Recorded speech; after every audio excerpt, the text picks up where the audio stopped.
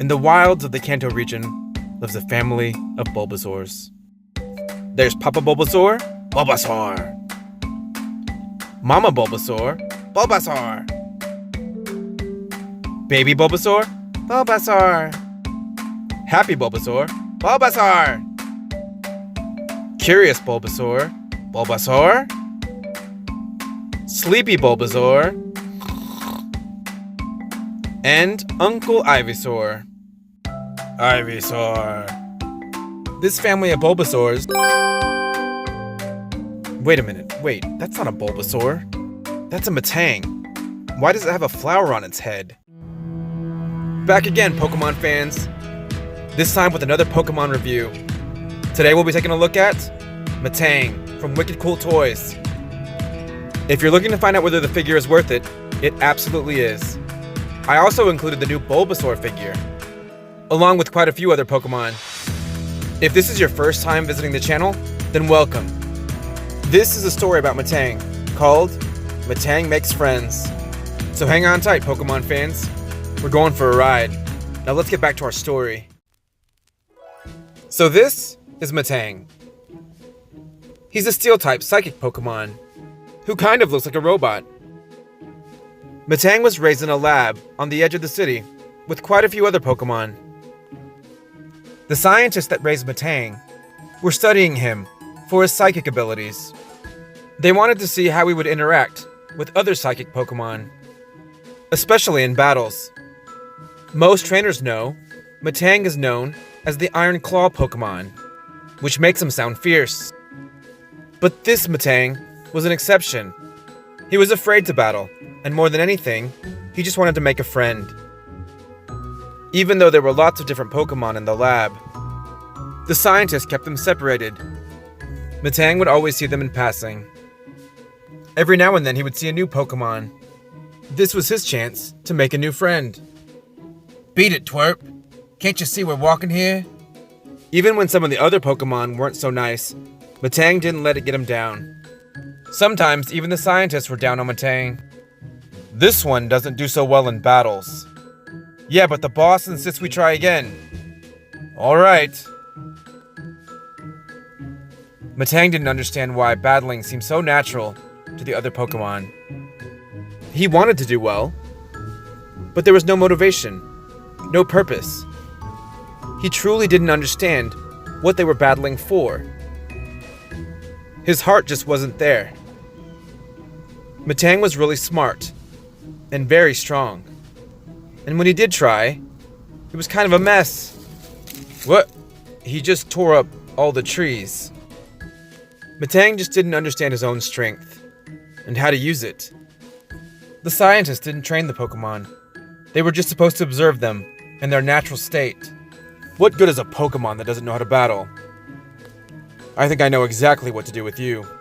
Though the scientists didn't seem too happy with him, Metang was happy to try something new. Machamp, you're in charge of materials. Metang, you're in charge of putting everything together. We have to finish building this lab, and you two are going to help us. The two Pokemon got to work right away. Metang was excited to have a partner. While they were working, one of the scientists turned on a light. It caught Metang by surprise. He accidentally dropped a heavy lamp on Machamp's foot. Hey, watch it, Metang. That does it. That was your last chance. I'm gonna teach you a lesson that you won't forget. You'll do no such thing.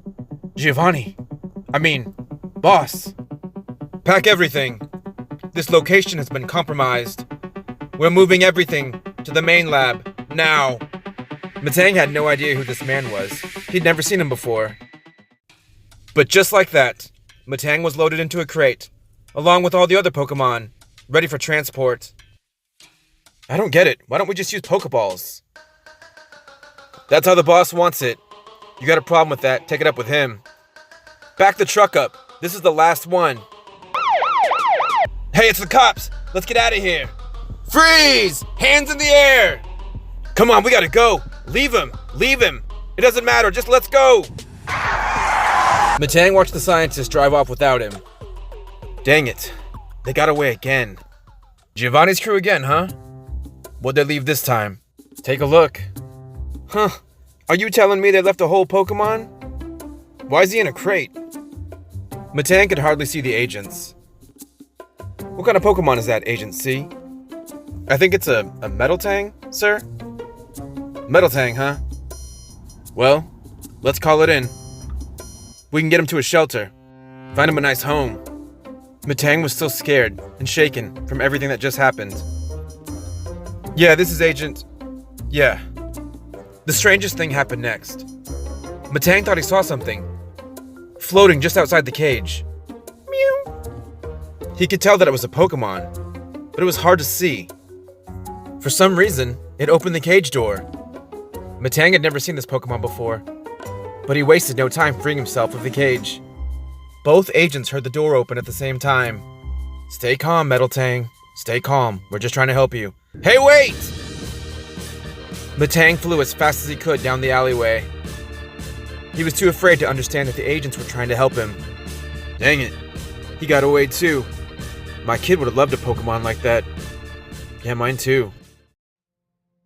Metang slowed down once he realized that no one was following him. He stopped to catch his breath for a moment. He didn't know if he did the right thing, and he couldn't believe the scientists left him behind. The sun was starting to set. He would need to find a place to hide, or at least some shelter.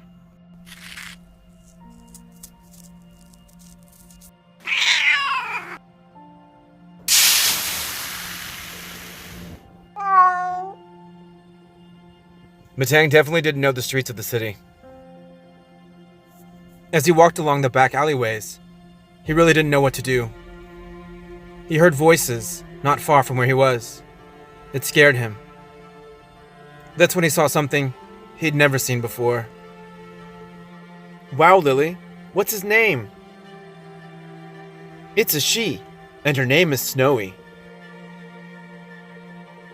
Aw, look at her tail. She's so cute. Metang saw a Pokémon that he'd never seen before. But more importantly, the girl seemed to have so much joy because of this little Pokémon. Snowy's such a perfect name for her. You're so lucky, Lily.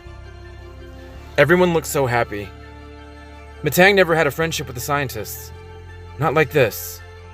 And he definitely never experienced such an expression of love. After seeing all of this, Metang had never felt so alone. He'd never been away from the lab, or the scientists. At least in the lab there were other Pokémon.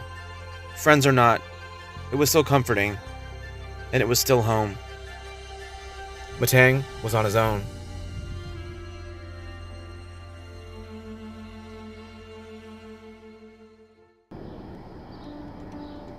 Meow. The following morning, Metang woke up to some unexpected visitors. He thought he heard a sound like a cat. And sure enough, that little Litten from yesterday had found him. But the sound came from outside. Metang looked past Litten. He didn't see anything. Mew! And then there it was, the little Pokémon from yesterday. It disappeared again. Metang was puzzled. And then there it was again. Mew! Mew!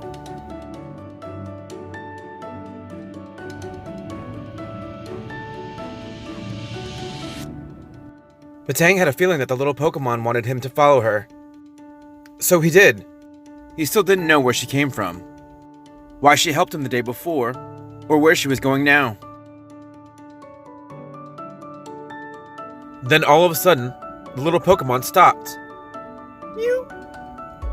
And just like that, she was gone.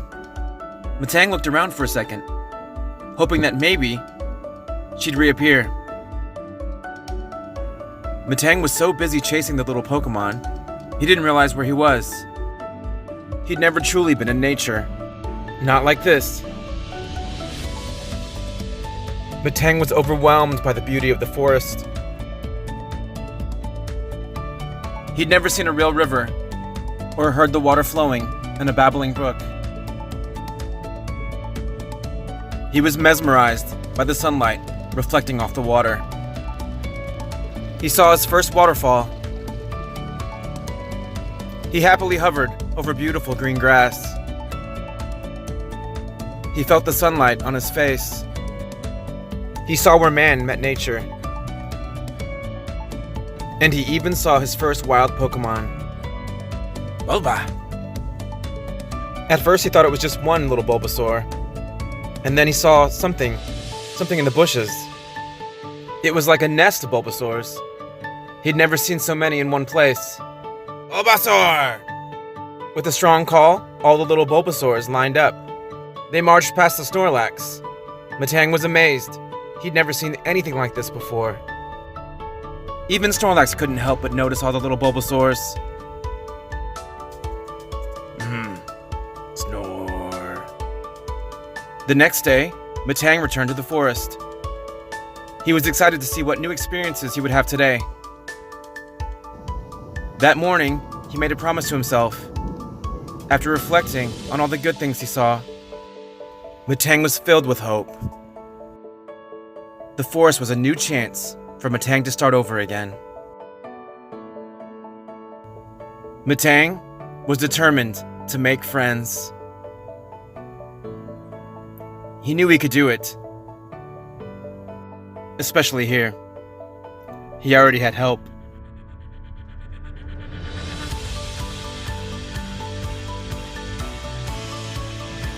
Thank you so much for tuning in, Pokemon fans. Hopefully you enjoyed the story. Metang Makes Friends, Part 1. Big thumbs up to the figure. As you can see, it's a really solid little figure. At first I was worried because he didn't come with a stand. And then I thought, oh well, this is still fun. You can just fly him around. The scientists in the story are from Marvel Legends.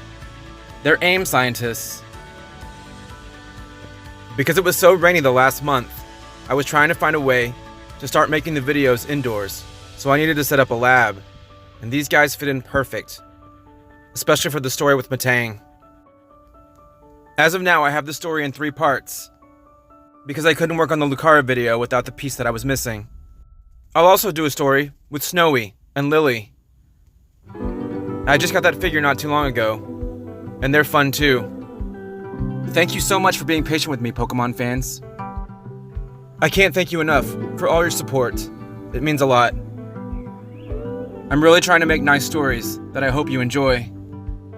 Tune in next time to see if Metang really does make friends. And I'll look forward to seeing you and Metang in the next one.